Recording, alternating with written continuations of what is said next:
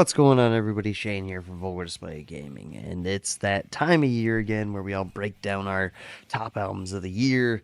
And this year has been insane for heavy music in general, and it's been an insane year for me. I've been doing some crazy things this year, and I appreciate everybody's support. I'm getting this video out a little bit later than I should.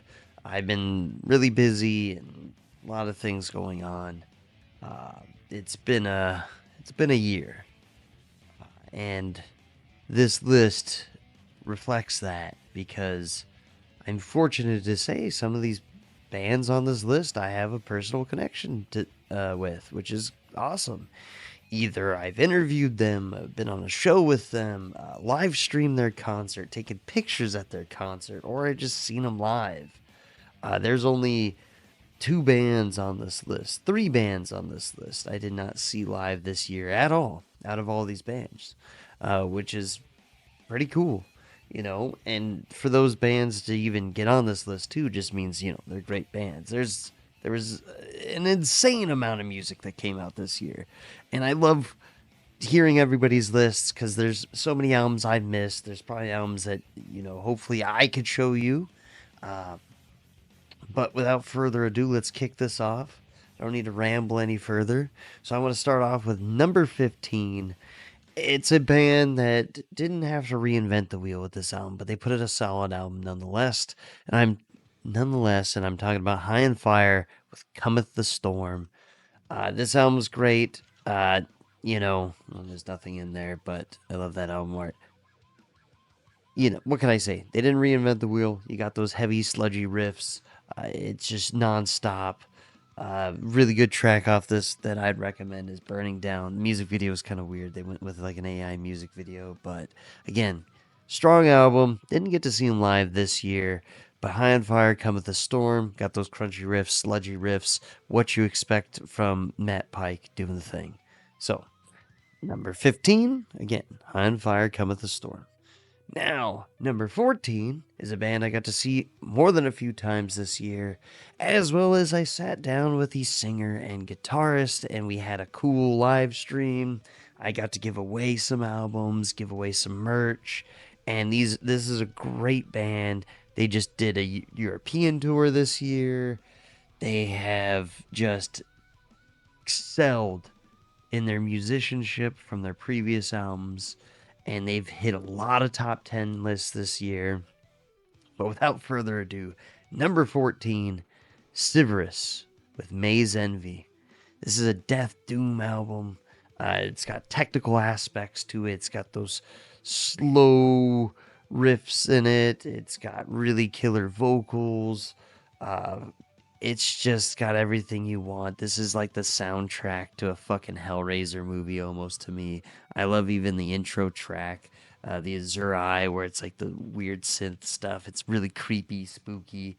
But the album's just it's fucking great album. And it's hit a lot of top 10 lists, a lot of top 20 lists this year, and it's not something to overlook. Cerus is going places, and it's a name you're going to be hearing for a very long time. So number 14 is Cerus with the Maze Envy.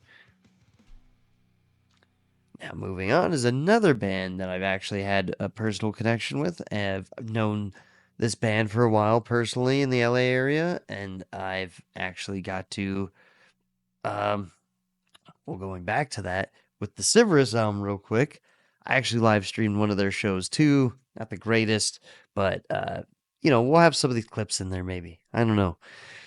Got to live stream their show, interview with them, and they're really cool. Now moving on to number 13, which is a really cool band I've known for a while, along the similar sound.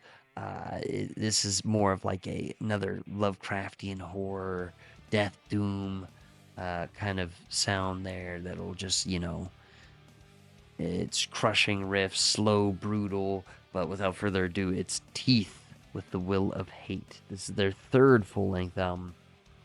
Absolutely love this album. I think it's their best work yet. I've gotten to see them, a few times this year. Got to live stream one of their shows, which was awesome. And they're going to keep moving forward and putting out these crushing albums. So Teeth, the Will of Hate, coming at number 13.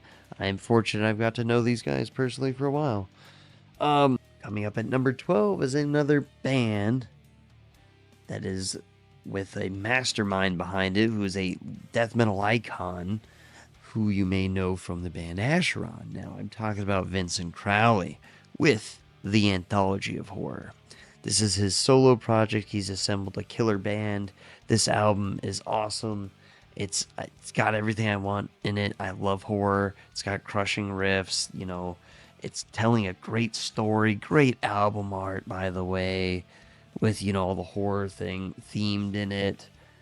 Great gatefold, but also a personal connection I've had with Vincent. I didn't get to see his band this year. Hopefully, I get to see him next year. Something comes out of that. Acheron and Vincent Crowley going on tour next year, 2025, booking dates. But I got to go on his show on his personal YouTube channel. Please go check out his YouTube channel. I was on this show, What Gets Your Goat, with my good buddy Shredbeard, and we talked about shit that pisses us off. And it was awesome. I had a great time. Vincent's a really cool fucking dude. He's really well knowledgeable in horror, as you could see, with doing a whole album about horror. And obviously, my favorite track on this would be That Which Lurks Below the Sea, which is a song about Cthulhu. So if you're looking for, old school kind of death metal vibes with your horror in it, look no further with Vincent Crowley's Anthology of Horror. Moving on to number 11. This band is going to return to form with this new concept album. It didn't say concept. It tells a story. It's pretty cool. But I am talking about going back to their classic sound with guttural vocals, death metal growls, and just this overall creepy vibe. And I'm talking about Opeth's Last Will and Testament. I'm a huge Opeth fan. I got to see them this year, and I got to see them with another killer band, Tribulation, by the way. This album is fucking awesome. It tells a whole story about a father leaving his will to his family, and then you have them finding out family secrets and everything, and it gets really weird and creepy. The vinyl's cool, old. It takes place in the 1900s. But if you're a fan of Watershed, stuff like that, this goes back to that. So, I don't know what else to say. It's just a great album. I hope you listen to it. Coming at number 11, Opeth, The Last Will and Testament. Coming in at number 10 is another band that I had a personal connection with. Didn't get to see them live this year, but it hits all the things I love with nerdiness and heaviness. And this is a band that is fucking phenomenal. The mastermind behind this band I got to interview, and I'm talking about Dungeon Crawl with Maze Controller. If you like thrash metal and you like nerdy stuff, you're gonna absolutely love this album. It's got the fast, speedy riffs. There's even some synth work in it that's really cool, and it's just all talking about fucking D&D. And I love D&D. My favorite song off this album has to be Plus One Mace, because it's absolutely hilarious. Talking about you got a +1 mace. It's a badass mace,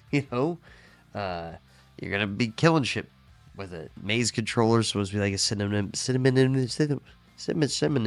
for Dungeon Master, but it's a really great album. I can't say enough about it. If you like nerd shit, you like thrash metal, this album's right up your alley.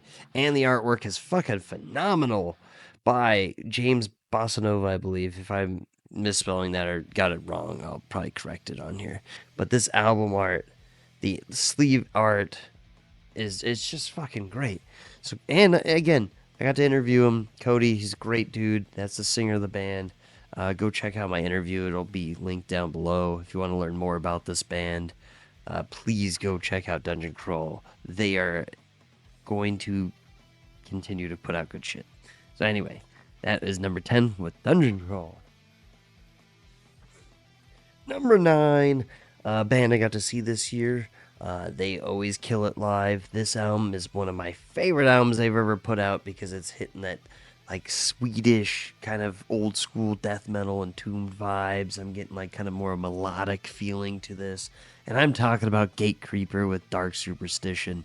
This album is fucking great. Like I said, it's just hitting really good riffing. It's more melodic than they've ever been. The songs are actually really catchy, but you still have brutal tracks too, like Caught in the Treads about getting run over by a fucking tank, which is cool, you know, and that's a straightforward death metal track. Then you have something like The Black Curtain, where it's like really catchy with this catchy chorus and like catchy riffs. But anyway, Dark Superstition, Gatecreeper, they put out a fucking great record with this. That's number 9. Gatecreeper, Dark Superstition. Go check it out. Coming in at number 8, this is a band I got to see live as well. And it was really cool because they brought out Max Cavalera, did some cool Sepultura tracks. And I'm talking about an album everybody has enough time to listen to. If you have enough time, you just need 17 minutes to fucking put your head in the fucking blender. That's what it's going to feel like listening to this. And I'm talking about Nails, Every Bridge Burning. I actually like it. You know, some bands are doing this now where it's like this, you know, glossy kind of feel for the name. You gotta like look at it in the light and you can see their Nails. There you go. Nails, Every Bridge Burning. Todd Jones, he's come back at it with another fucking great lineup.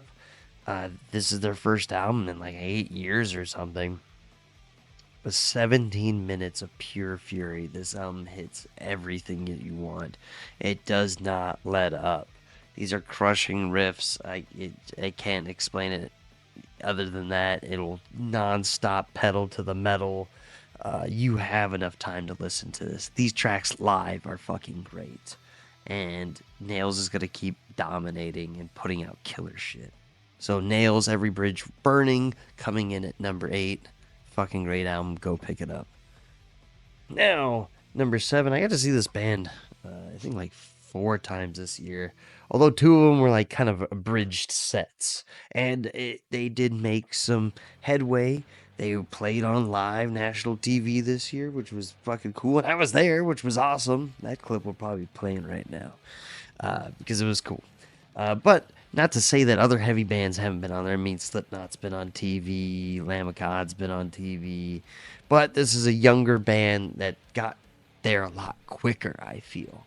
That's the thing people don't realize. A lot of these heavy bands, Slipknot, they were new. I will give them that. Lamb of God, it took them a while to get on TV. But this band, I guess, it's been 10 years, so they're not technically that new. And I used to see them in smaller venues, too. So to see them come this far, it's just gone full circle. I absolutely love it. Again, I got to see them, you know, from small clubs to, you know, headlining festivals and, you know, doing all that kind of shit. I'm talking about Knock Loose, You Won't Go Before You're Supposed to. This album is fucking great. I think it's their best album yet. A lot catchier, especially when they do the song Suffocate, when you have Poppy come out. And it works great, you know.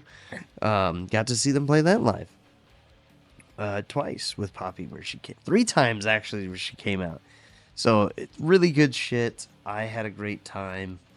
Every time I see them, you know, it's fun. More like metallic hardcore, but still, I absolutely love this. And I can't wait to see what they keep going and coming up with, because their riffs are just getting heavier, they're getting catchier.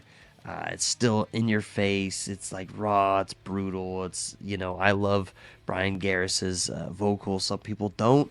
I like that kind of high-pitched screaming, I guess, where he's like grabbing his balls and singing. I don't fucking know. I don't know how he could do it. And then he can get real deep, or like I think the guitarist pitches in with some of the deeper vocal parts. But this album is fucking great. I think it's their best work musically, and I had a great time seeing them live.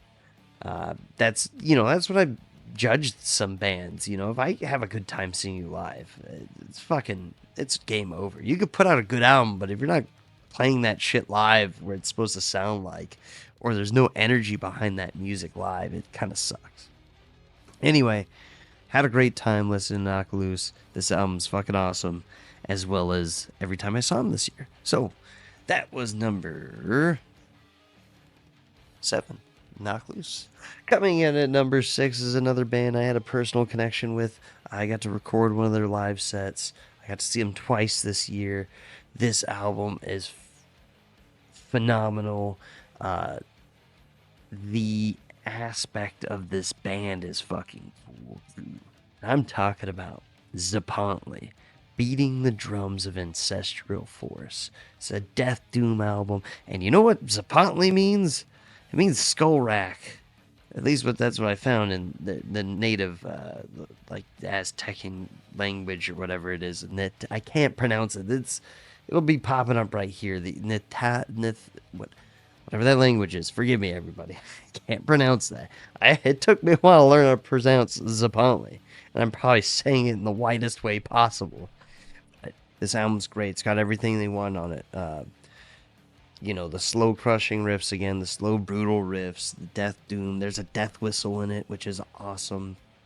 And if you really want to know how they seem, I had their set recorded live. You could watch one of their sets on my channel, and you could see how they sound like live. And they bring it.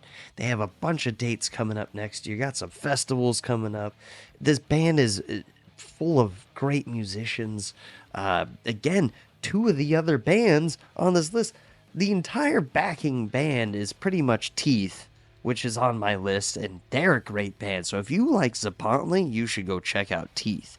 And if you like Zapontly still, you should go check out Cerus, because Lord Fowl, the vocalist, is also in Zapontly. And if you like Zapontly still some more, you should go check out Zabalba, which Brian, the mastermind behind Zapontly, is in as well. So there's so many great musicians, seasoned musicians in here. Probably, I think I forgot some of them, but two of the bands that were on my list are in here. This album is fucking awesome. You should just listen to this. Death whistle and all. It's gonna make you want to sacrifice your enemies and, respect the culture behind this. It's got so much deep history behind some of these songs, and it's awesome. I fucking love it. The whole mood of the band is great. The whole fucking, I don't know, mood. Maybe that's not the right word. But anyway, great album. Zapontly with Beating the Drums of Ancestral Force, right? Beating the Drums of Ancestral Force. Yes, great album. So, moving on to our top 5 now, we got another band that I got to see once this year, and I got to interview the singer. I'm talking about Necrot with Lifeless Birth. And then it's pretty cool. When I saw Luca, the lead singer, at the show, he recognized me. We were all bullshitting for a bit. He signed my album, but we didn't. He put the sleeve back on too soon and smeared it a little bit. Anyway, whatever. This is a great fucking album. Lifeless Birth. I think this is their best fucking album they've ever written. This is only their third full length. And my favorite song off of it is Drill the Skull, because of that catchy riff. Or catchy chorus. Drill the Skull. It's fucking awesome. I love this album art. Look at that. You got the demon giving birth to, people and then eating them. Look at the bat things in there. This is great fucking death metal. You got the riffs, you got the choruses, the energy's there for a 3-piece. What more can I say about Necrot? This is one of the best albums that came out this year. You know what's funny too? A lot of these albums I didn't mention, so they were their third album. There's a lot of, this is their third album, this is their second album, which is awesome. There are some debuts in here, I think. No, there's one debut in here.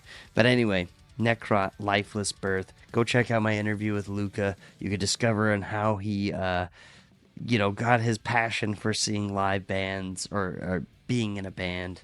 He touches on that a little bit, which is funny. Great story. But anyway, Necrot, Lifeless Birth. You should already be listening to this.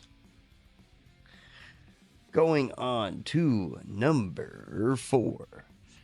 This is a great band. I had no connection with them. Didn't get to see them live this year. Didn't get to talk to them at all.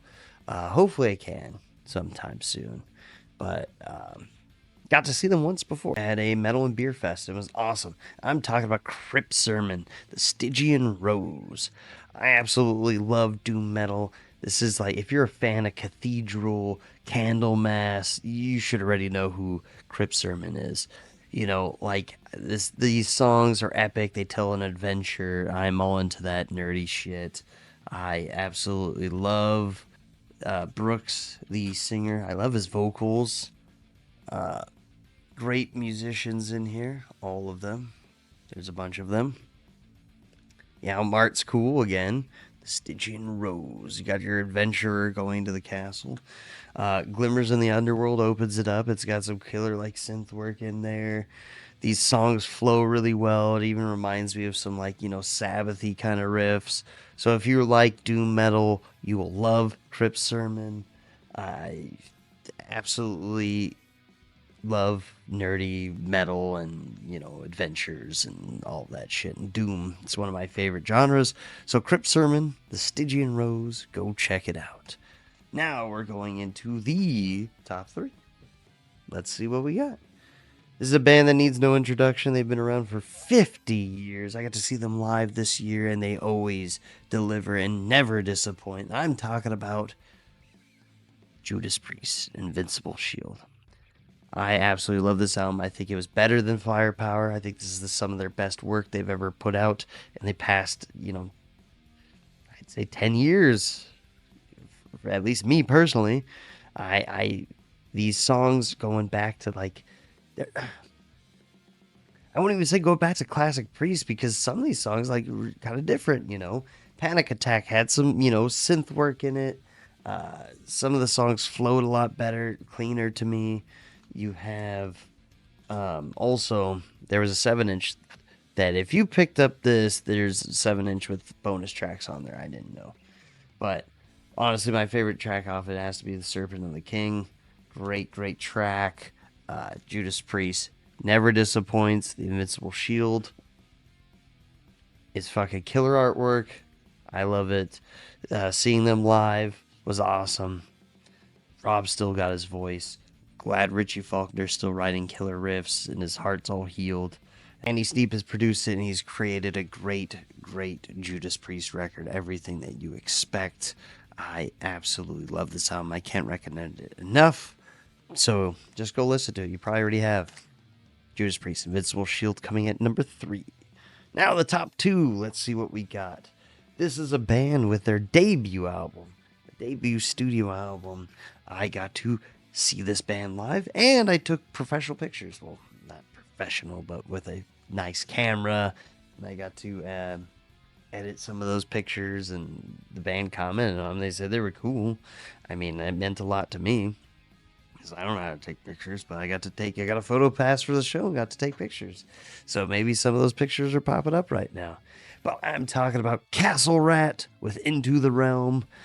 This is like nerdy fucking metal. They have their whole fucking spiel. This is the Rat Queen, and they're fighting the Rat Repress.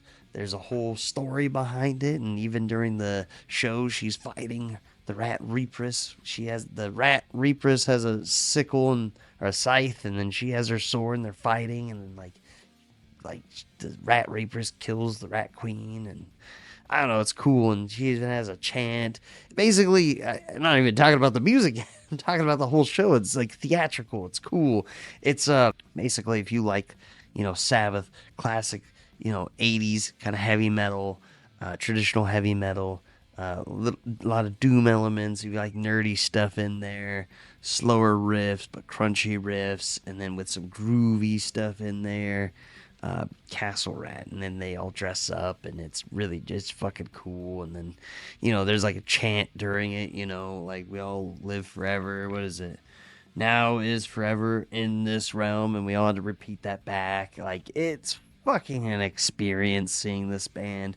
They just raised enough money on their Kickstarter to do their second LP, and they got a shit ton of money for it.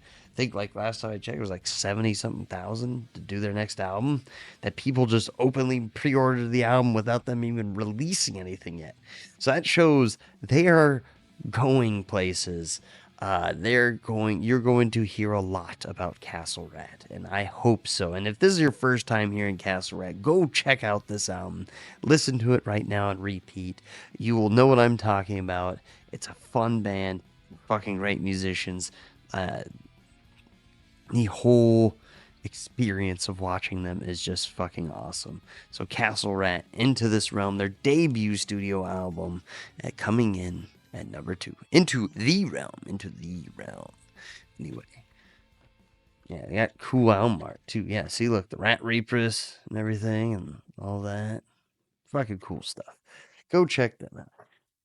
Without further ado, we will say uh, what our number 1 is. I don't really need to say much more than the drummer's band. Other band in this band was my number 1 last year. And I'm talking about a band with their, I believe this is let me correct myself, their 3rd studio album. If it's wrong, it would say something else. But I'm talking about Denver's Blood Incantation with Absolute Elsewhere. This album is a masterpiece. If you are looking for a death metal Dark Side of the Moon, you got it. This has every element into it, where you will have those trippy, spacey riffs where you're contemplating humanity's existence, and then while you're doing that, you'll get hit in the head with a fucking shovel and sent back to Earth, buried in the ground, only to be dug up again and thrown back into the void while you're still staring off into space, questioning what the fuck am I doing here. That's how I don't know. Maybe that makes sense, but this album is fucking awesome. It has the great, you know, the spacey parts. There's lots of synth work in it. They even, I think the guitarist even mentioned in an interview. He's like, we wrote songs that we couldn't even fucking play yet all the way through. This is split up into 2 tracks that are 20 minutes long each. And I got to see them live, and they played this, and it was fucking awesome. Great fucking time watching them live. These are some great musicians. They are on point. They are clean. This album is just, again, I've listened to this so much. And the music video they put out, the Stargate, which is awesome. Like, go check that out. Like, I can't stop saying awesome. There's just too many awesomes in this. But it's a 20-minute music video, and it's just fucking, it's killer. This album art, Steve R. Dodd. Steve R. Dodd is a sci-fi artist. Look at this. That's fucking great. They even had, when I saw them live, they had the obelisks on stage. Maybe some videos are playing right now. I don't know how I'm gonna edit this, or my editor will edit this. I don't not edit this. Sometimes I edit this, but I suck. My editor, Nathan. Shout out to Nathan. He kicks ass. Without you, I am nothing, Nathan. Anyway, this is also produced by Arthur Rizek, who's in Eternal Champion. He also did the Cryp Surman record. He did a bunch of stuff this year. He's a busy man making great albums, and just fuck, I can't say enough about this record. Everybody knows what it is by now. If you don't, Blood Incantation, Absolute Elsewhere. Again, the drummer Isaac, his band Wayfarer, American Gothic. That was my number 1 album of last year. So it goes to show that this just is just a great album. These are great musicians. Oops. They're the boys right there. They spent a lot of money on synth work for this to make it real spacey. So again, this was my list. It's probably a little bit long-winded.